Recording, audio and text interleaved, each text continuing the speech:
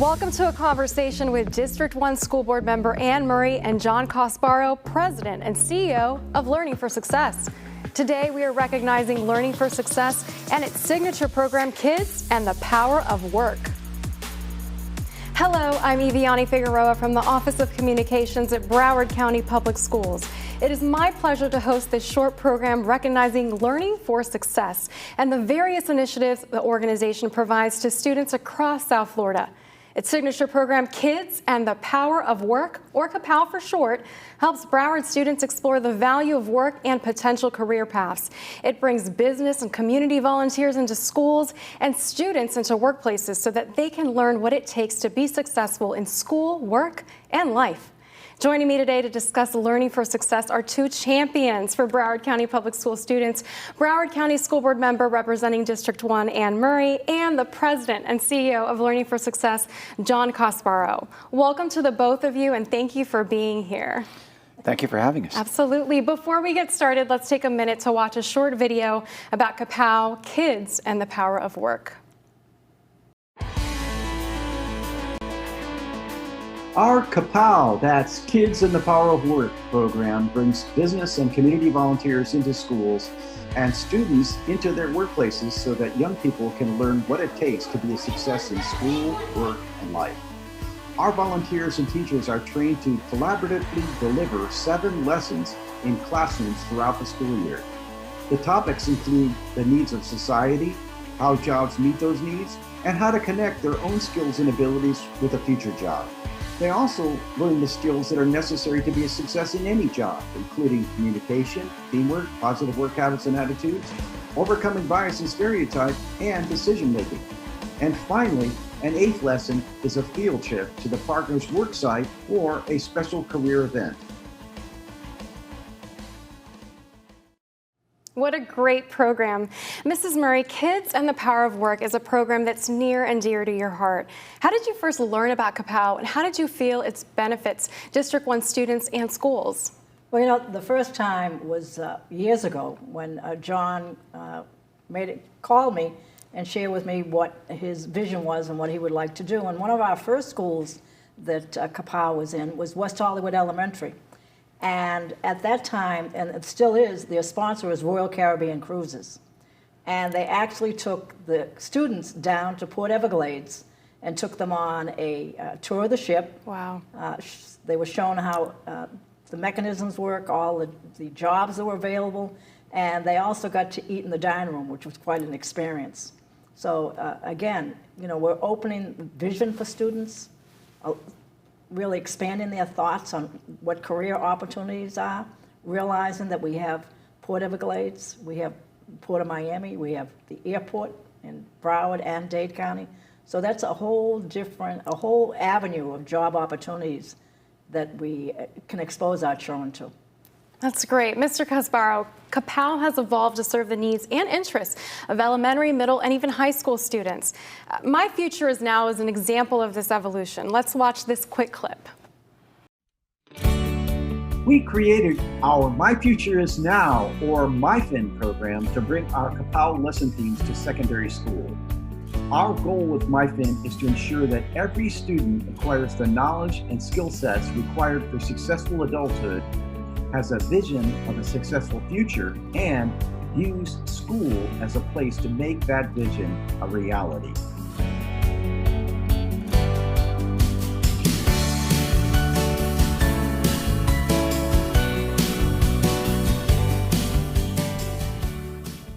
Mr. Casparo, My Future Is Now is closely aligned with the district's vision to educate today's students to succeed in tomorrow's world. Can you explain how your programs relate, reinforce, and connect learning to impact how kids perceive their future? Yes, thank you for that question. The 3 key words you said are relate, reinforce, and connect, because let's take the first one. My question is, didn't we all sit at our desk at one time when we were in school and ask ourselves this question? Why am I learning this? How can I use this? What good is this going to do for me?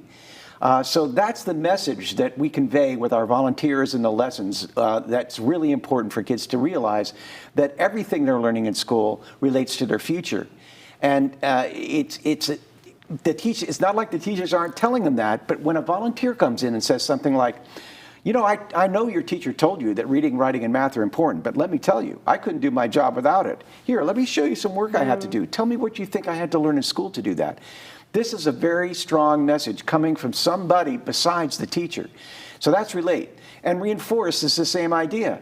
It's like the teachers are telling the kids these things are important, but have somebody special come in and tell them that this is what your teacher is telling you, and believe me, it's true. That's a great message as well. And the last word is connect. You know, we want to connect our students, teachers, and schools with our volunteers, their businesses, and the community so that we can all contribute to the future of this community, which is our young people. Absolutely. Mrs. Murray, what makes KAPOW and Learning for Success so effective in helping to prepare Broward students for a successful future?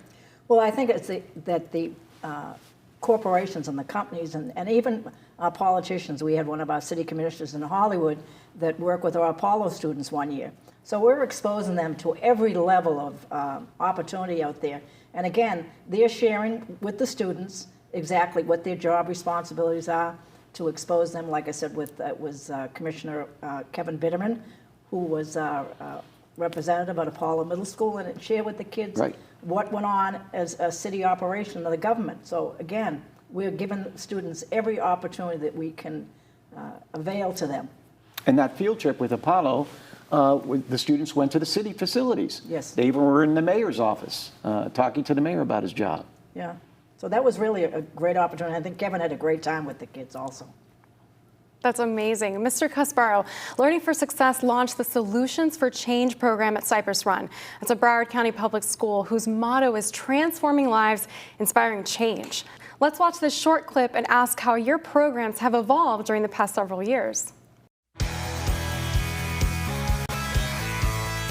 Our Solutions for Change project is creating a culture to combat racism, promote equity, and social justice. In the project, students are preparing questions with their teachers regarding social justice issues, participating in a series of virtual interviews with accomplished people regarding these topics, then creating plans for change as individuals, classes, schools, and communities. We are uploading recordings of these interviews to our YouTube channel for students in any school to utilize.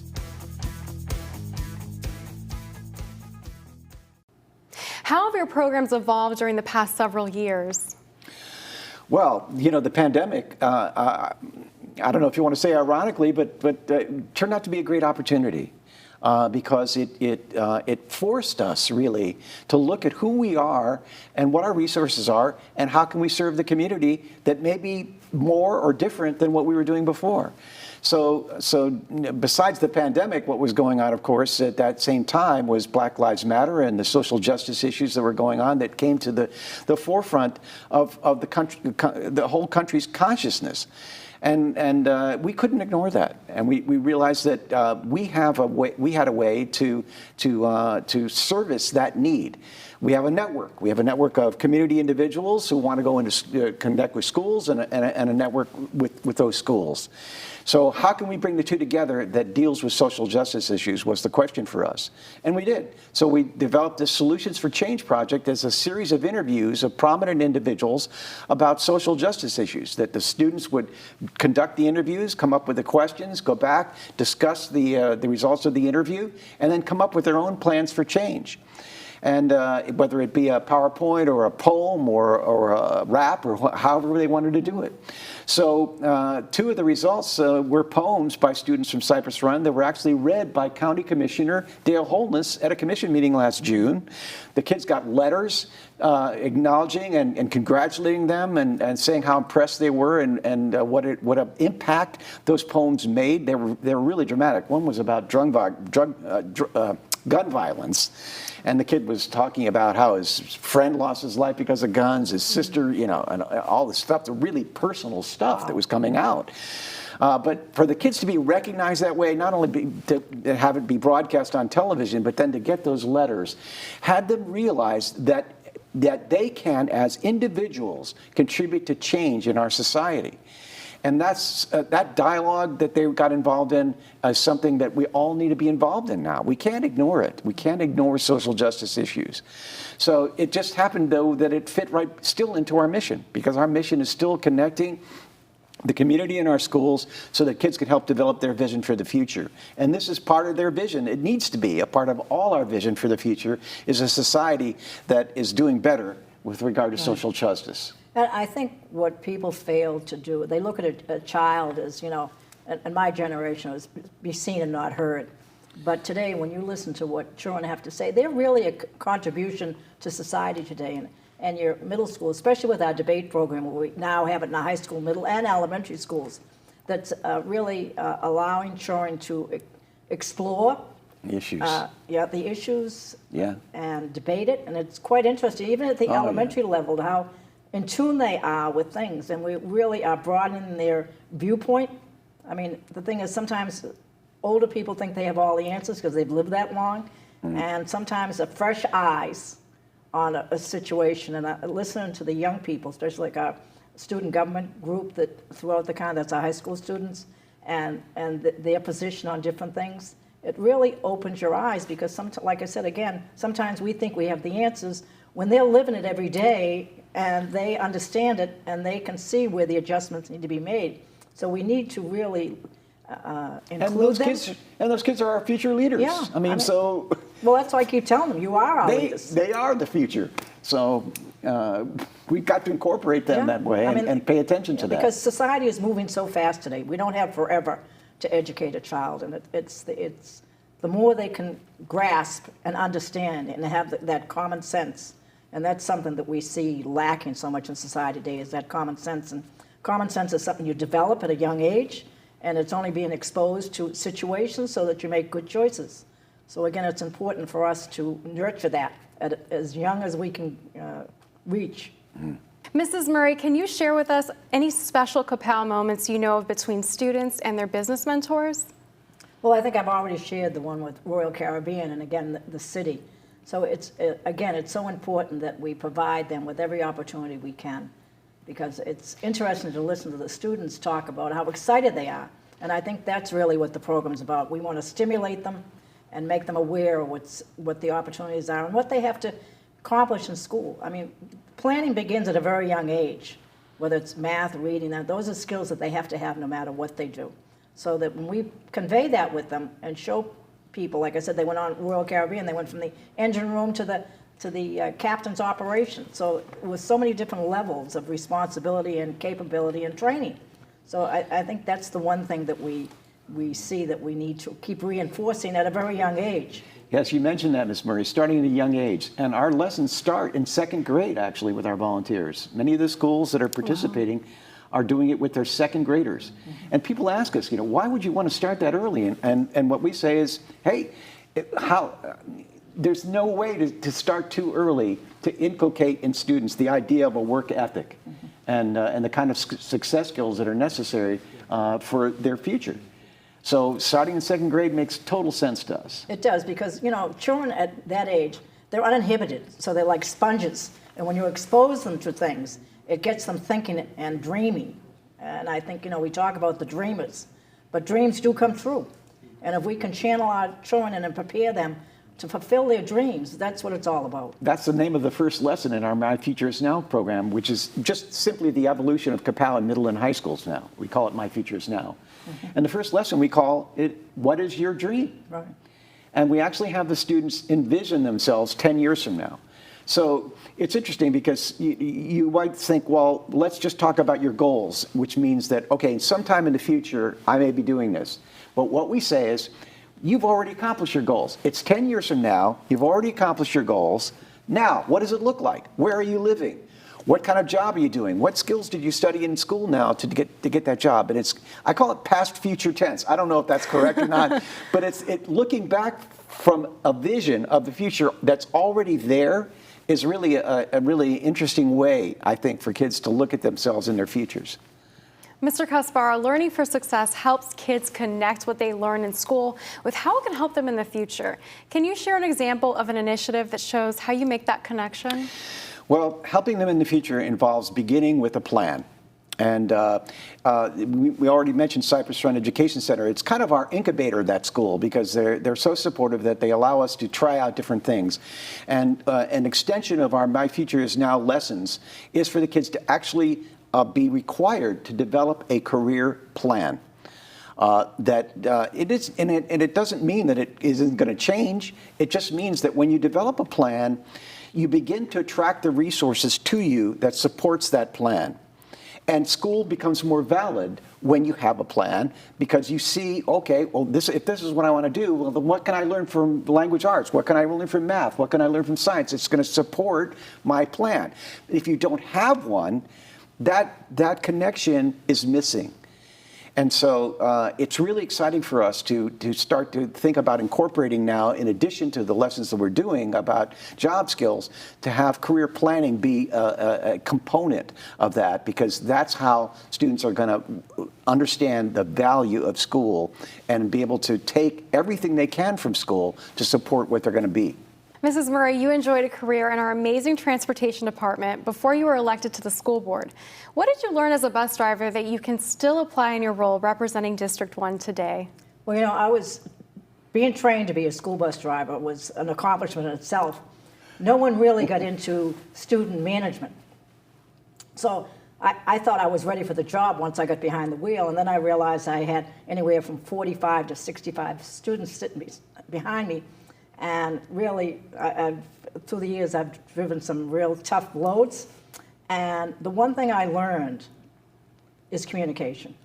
The thing is, even with children at different levels, middle school probably is the toughest age because they're in that development stage and their mind's all over the place. But the thing is, when you communicate with them, you identify with them, and you make them understand the rules and regulations, then you have cohesiveness and a safe operation. And that I've used that through my career. You know, I listen to what people want to talk about, what their interests are, how they would like things to develop, and where they see the future for our students. So it's worked very well for me. Well, I think that's the best example of experience that is lifelong, right? And learning for success. So from bus driver to school board member, that's a testament to the power of work. It's also a great example of learning from success. Let's watch. Learning from Success is a series of inspiring interviews with community leaders featured on our YouTube channel. In the interviews, we discuss their career pathway, the challenges they faced along the way, and how they overcame them to achieve their success. Teachers are encouraged to show these interviews to their students and have them complete a writing activity to explore what they learned from the interview, why it is important to know, and how they can use this to achieve their own success.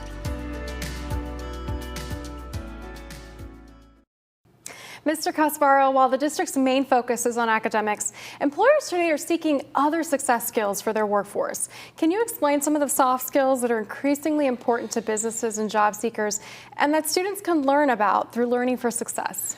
Thanks for that question. The lessons that in the KAPOW and My Future Is Now program have two main themes: career awareness and workplace skills. So they start with trying to identify the different possibilities of jobs that are out there. What does it take to do them? How the skills, their own skills and abilities can be used in a job like that. How to connect their skills and abilities with a future job. But then the other lessons are about job skills that our research has shown that this is one of the things that can be most lacking in new employees is the basic, what businesses call soft skills: communication, decision-making, positive work habits, teamwork. Those are lessons in our curriculum. There's another lesson that's really important now called overcoming bias and stereotype, because it's about diversity. It's about how do you interact with people from different backgrounds. So these are what employers are looking for. Yes, of course you have to have the academic skills, but in addition to that, you got to show up on time. You got to know how to work on a team. You got to know how to get along with the individuals that you're working with. And all the other skills in the world are not going to make you a success in that job unless you have those skills as well. So that's what our lessons are about. That's great. That's great. How can our community of parents, neighbors, and business owners support Learning for Success and learn more about its programs? Well, I hope that one of the graphics you're showing is our website, www.kapowlfs.com. Please go there, because if you're a school, it explains what kinds of programs your school can participate in, and we're always looking for new schools, and we'd love to expand to new schools in Broward County.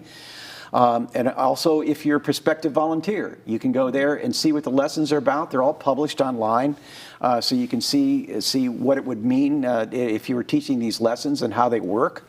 And you can also, you'll see buttons that say donate, because Learning for Success is a nonprofit organization. We exist on contributions and grants and people's donations. So that's how our community can support us. And also, because I've been involved with them, it's the energy level of the volunteers that work with John. And that same energy goes into our schools. And when you see that, I mean, it's just like I said, it's an energy booster for our kids, because if you have that kind of an energy, kids will pay attention. You grasp them. You're able to reach out and make that contact. So it isn't just a lesson. So it makes a big difference. When you're saying that, Ms. Murray, I just flashed on one of our volunteers is Circuit Court Judge Cal Evans, who his story is so incredible. He was homeless. Yes. Wow. Lived all over Broward County, on the streets, different homeless shelters, but then worked, and now he's a Circuit Court judge. Yeah. His father taught at Dillard. And we had him do a lesson at Dillard and tell that story. Yeah. How inspiring could that be? He's a great guy, too. Yeah. He really has an inspiring story. You're right. Inspiration is a big part of what our volunteers impart. Right. It's important for kids to be inspired. Because today, with the social economic situation of so many people being unemployed and families struggling, and then when children look at what education costs, they get discouraged because they feel that they can't come up with the resources or the finances. And we're giving them opportunities that not necessarily they have to go to college. There's a lot of careers out there that you can gain the ability and the know-how and the capacity to be successful, whether you be an electrician or plumber. So there's all sorts of things. You just don't, college is good, but like I said, there's other avenues. And the program that KAPOW provides gives exposure to all the students and different job classifications and different experiences. So it's really a great opportunity. And that's, again, it reinforces what our statement is, to educate each and every child. For sure. We brought some window and door installers to a school for their career day.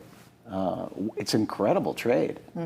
And people can make a lot of money doing that, doing these trades. And it's important for kids to realize that these are other alternatives, other options. Yeah. Well, sometimes people look at blue-collar workers as a different class of people, when in reality, I know a lot of blue-collar workers who are multimillionaires. So again, there's opportunity, if money is the way to go, that you can use your hands and your abilities to accomplish whatever your dream is. The truck drivers at the distributor company for McDonald's restaurants in South Florida. We took the kids over there to see the whole warehouse where they store the foodstuffs, and that the truck drivers are making in the 70s of thousands of dollars. Oh, right. Well, I know some people who work for Publix that have been driving trucks for 30 and 40 years. And with the retirement system they have, they will be millionaires. They give them stock options, yes, they do. And they will have quite a nest egg when they do retire. So, again, it's that forward thinking and planning to see what the opportunities are. It's an investment in time, but you can eventually gain what you want in life. Absolutely. Finally, do either of you have any additional thoughts you'd like to share with our students, parents, staff? Okay, well, the thing is, I always believe in hope. Hope is alive. And all that we've gone through in the last 18, 19 months, it's been a tremendous experience. I mean, for families, especially for our teachers and students. I know I was talking to a teacher, she said, not only do I have my students I have to pay attention to, but I have my own children at home. So it's been quite a struggle. But, this country, we're a very resilient people. And out Absolutely. of everything that happens through history, we've come out of it stronger. And I think that's the thing that everybody has to pay attention to, is that we will survive this, and we will continue to grow and be prosperous and a healthy country. Having kids hear stories from people who are successful, I think the tendency before they meet those people and hear their stories is that they were always successful. And it's just not true. Most all of us have gone through adversity in our lives and had to work through that. And so that's the last thought I have, is that to be inspired, the kids have to realize that it's okay for things to go wrong at times in your life. And there's a silver lining to all of that, and that amidst all of the tragedies that could be happening are opportunities. Yeah. John, what I used to tell my kids, the thing is, the road is smooth, but eventually you'll hit a dip, and that's the same as life. You'll go along at a smooth rate, and it'll take a dip. Some are deeper than others, but you'll come up again. And I think that's the whole thing. Sometimes when everything is calm and cool in my life, I said, oh my God, what's coming up next? Because something is going to hit you that's going to throw you off balance. But again, when do we really learn? Don't we learn when there's adversity? Well, I think, do we learn from success, or do we learn from adversity? Yeah, well, I think so. It's mostly, Well, that's what my kids said, Ma. You've lived so long and you've gone through so much that you can help us along the way. And I said, well, everyone experiences it differently. What may parallel may be handled differently by each of us. So again, it's in the eyes of the beholder. So again, life is very interesting. Mm-hmm. Failure is part of success, right? But I think students are going to get that as they hear about these different stories that you shared, and just so inspiring, the examples that both of you gave, actually. Thank you, Mrs. Murray and Mr. Kasparo, for your time and for sharing with the community the unique benefits KAPOW and Learning for Success offer Broward County Public School students. To find out more information about Learning for Success, visit KAPOWLFS.com. Thank you for watching.